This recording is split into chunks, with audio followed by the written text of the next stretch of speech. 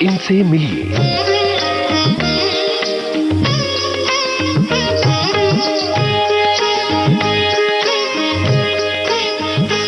इनसे मिलिए कार्यक्रम के सभी श्रोताओं को नमस्कार। दोस्तों, हमारे व्यक्तित्व का सबसे महत्वपूर्ण और आकर्षक हिस्सा है हमारे खूबसूरत बाल।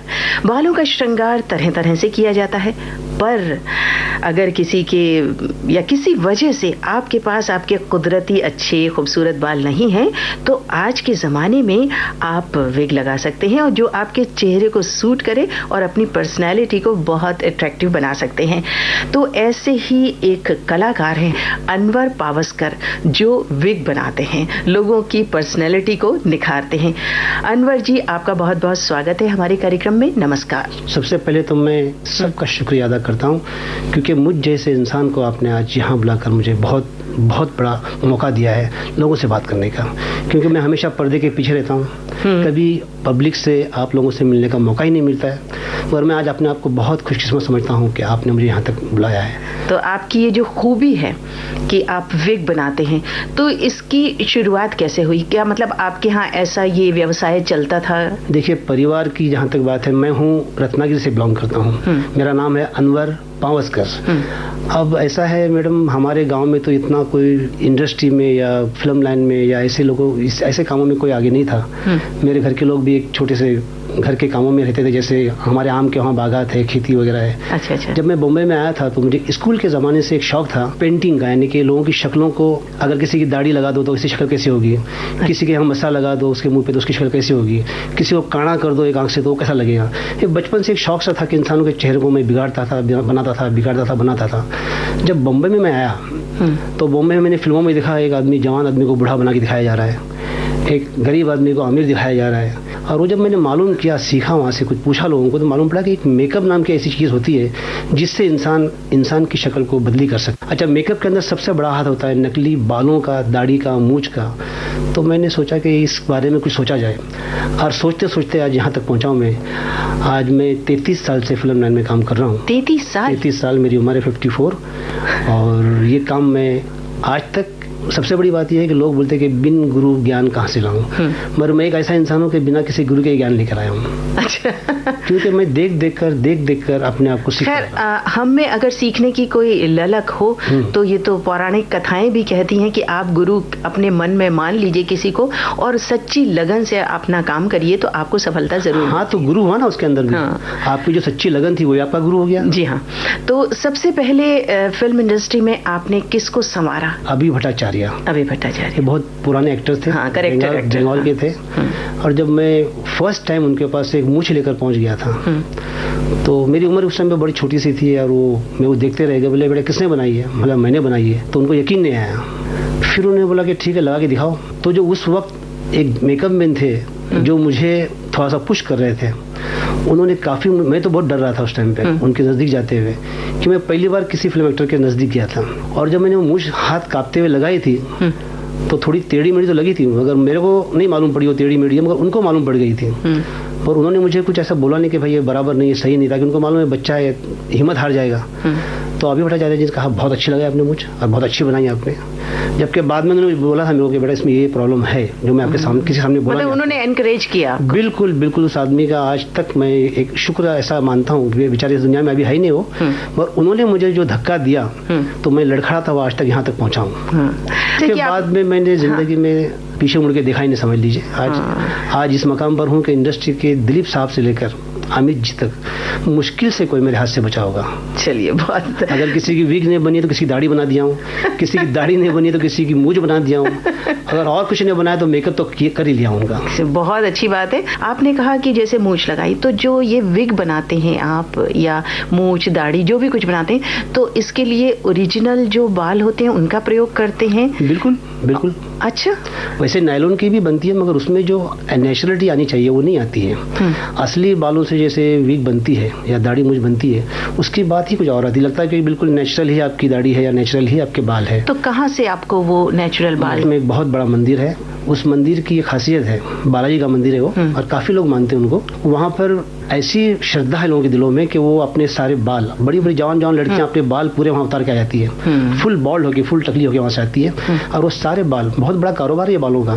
ये सारे बाल वहाँ से एक फैक्ट्री में जाता है, साफ होता है, साइज वाइज लगता है, और इंडिया से बाहर भी एक्सपोर्ट होता है, यहाँ पे भी मिलता है हम लोगों को। अच्छा, तो आप कैसे विग बनाते हैं? एक्चुअली क्या होता है, जैसे फिल्मों की अगर कोई किसी की विग बननी है तो डायरेक्टर का जो कॉन्सेप्ट दिमाग में होता है वो हमको एक फोटोग्राफ बताएगा।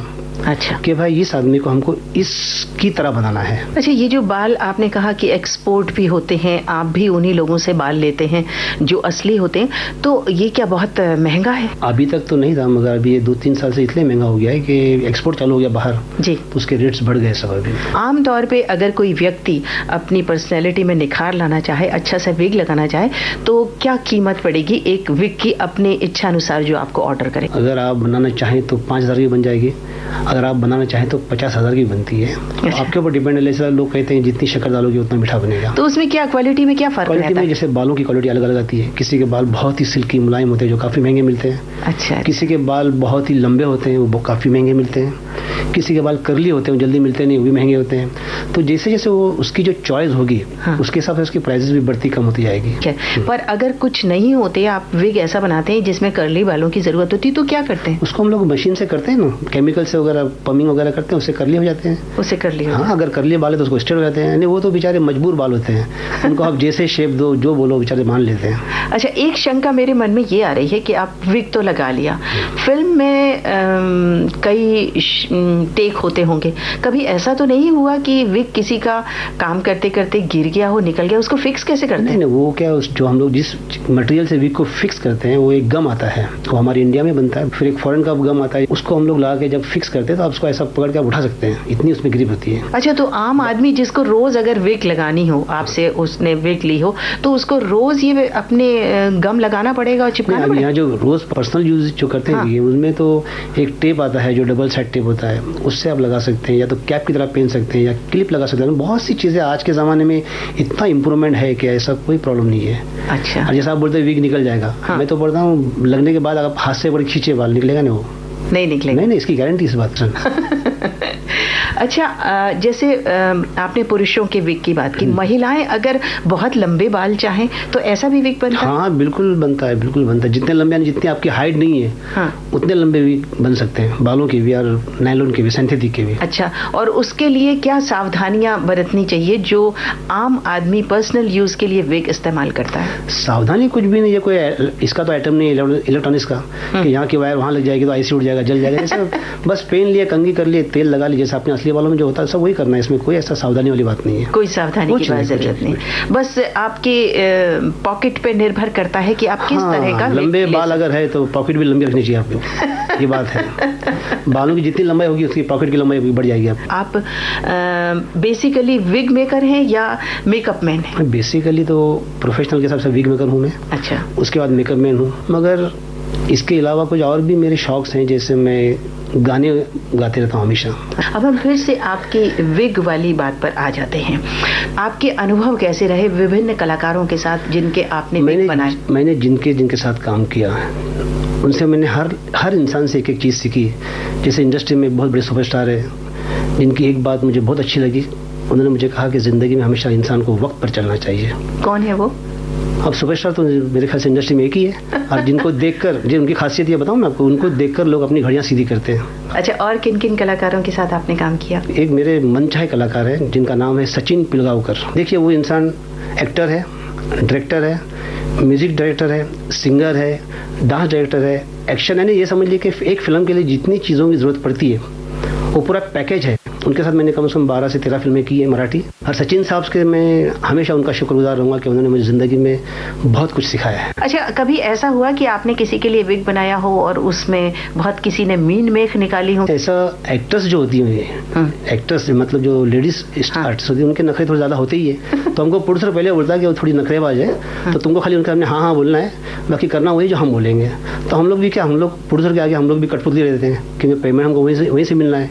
हीरोइन तो पेमेंट करेगी नहीं, तो हमको उनकी हाँ में हाँ मिलाकर इनके साथ रहना पड़ता है। तो हम लोग भी यस मैडम करते रहते हैं कि उसने बुलाओ हमको, तो हमारे खाली यस मैडम बोलना, नो बोलने का ही नहीं। अनवर जी, आपसे मैं ये जानना चाहती थी कि कई बार कैंसर जैसी बीमारी की वजह से जो उसमें इलाज होता है, केमोथेरेपी, बाल चले जाते हैं। ये तो भगवान का दिया हुआ एक ऐसा प्रॉब्लम है जिसको हर आदमी को फेस करना पड़ता है। और क्या होता है, केमो एक ऐसी चीज़ है ना मैडम कि वो जैसे इंजेक्शन बदन में जाता है, एक ही रात में तकिए पे सारे बाल रह जाते हैं। तो उस टाइम पे क्या पेशेंट बहुत डर जाता है।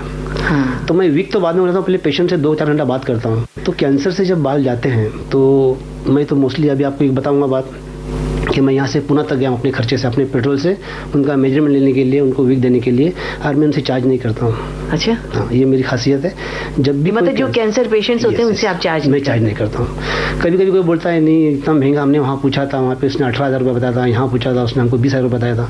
मतलब उसने बताया था, आप टेंशन मत लीजिए, आपका काम हो जाएगा। कुछ मेरे पास रेडीमेड भी रहता है, जैसे हमने शूटिंग में जो शूटिंग होने के बाद में बचते हैं, हाँ, वापस रहते हैं मेरे पास, तो मैं उनमें से एडजस्ट कर देता हूँ उनको। कभी कभी कुछ होता है ऐसे जो बहुत पैसे वाली होती है, बोले नहीं हमको मेरे जैसे थे, ये फोटो देख के आपको ऐसा ही बनाना है। तब मैं क्या करता हूँ, मजबूरी में बोलता हूँ मैडम अगर आपको पर्टिकुलर ऐसा बनाना है तो मेरे को खाली आपके बाल के पैसे आप दे दीजिए, या तो बाल ला के दे दीजिए। आपको ये आदमी से मिला देता हूँ जो हमारे एजेंट हैं, हम लोग बाल लेते हैं। आप उनसे फ़ोन पे बात कर लीजिए कि मेरे 300 ग्राम बाल चाहिए मेरे को, अब कितना पैसा लोगे आप, उसको उसकी पेमेंट कर दीजिए, आई विल मेक फ्री। मैं उसका जो मेकिंग चार्ज लूँगा आपसे, ऐसा भी मैं कई बार करता हूँ। हाँ। क्योंकि ये ऐसी बात है ना, क्योंकि आदमी जब केमो लेता है तो उसको 2-4 लाख रुपए ऐसे ही खर्चा रहता है उसका। उसके बाद उसके ऊपर मैं और एक बॉदर्शन डाल दूँ बाल का तो ज़रा अच्छा लगता नहीं। तो ऐसा जो करता है उसका खुद अच्छा ही होता है ना? मेरा तो हमेशा अच्छा हुआ है। और जो मैं कर रहा हूँ आजकल, जो हेयर वीविंग का जो चक्कर है, हेयर पेस्टिंग जिसको मैं बोलता हूँ, वो कोई साइड इफेक्ट नहीं है, कुछ नहीं। वो आपकी स्किन के ऊपर खाली पेस्ट हो जाएगा, मगर लगेगा बिल्कुल नेचुरल। अच्छा, उसको भी निकाल के रखना पड़ता है? कोई जरूरत नहीं, कोई जरूरत नहीं, वो लगा ही रहता है, एक बार लगा। हाँ, यस यस। मतलब जितने बड़े लगाए वो बढ़ेंगे नहीं, बस बढ़ेंगे नहीं, बस उनकी हाइट मुकरी की तरह धो सकते हैं। हाँ बिल्कुल, वॉशेबल। शैम्पू कर सकते हैं। शैम्पू लगाइए, तेल लगाइए। अच्छा, खर्चा कितना आएगा? अगर 5,000 से शुरुआत ड्रामा होता है उसका, तो 50 तक जाता है। अच्छा, ये विग के साथ इसका भी ऐसा ही खर्चा? अभी आजकल विग कोई पहनता ही नहीं, जमाने खत्म हो गए, खाली फिल्म में यूज होती है बस। हाँ, मतलब थोड़ी देर के लिए। बाहर जो आजकल लगाते हैं वो हेयर वीविंग करा तो पैच लगा लेते हैं आजकल। अच्छा। इतनों के लगे हुए यू कैन, आपको मालूम ही नहीं पड़ेगा, आपको इतने नेचुरल लगते हैं आजकल। अच्छा। अनवर पावस्कर जी, आपसे बातचीत करके हमें बहुत अच्छा लगा, बहुत बहुत शुक्रिया। आप लोगों का बहुत बहुत शुक्रिया, और सारे श्रोताओं को मैं फिर से एक बार हाथ जोड़ के उनका भी शुक्रिया अदा करता हूँ। इनसे मिलिए कार्यक्रम में आज हमारे साथ थे विग मेकर अनवर पावस्कर। इस कार्यक्रम को तैयार करने में प्रस्तुति सहयोग वीणा राय सिंघानी का था। विविध भारती की ओर से इस कार्यक्रम को आपके लिए प्रस्तुत किया कांचन प्रकाश संगीत ने। अब इजाजत दीजिए निम्मी मिश्रा को। नमस्कार। इनसे मिलिए।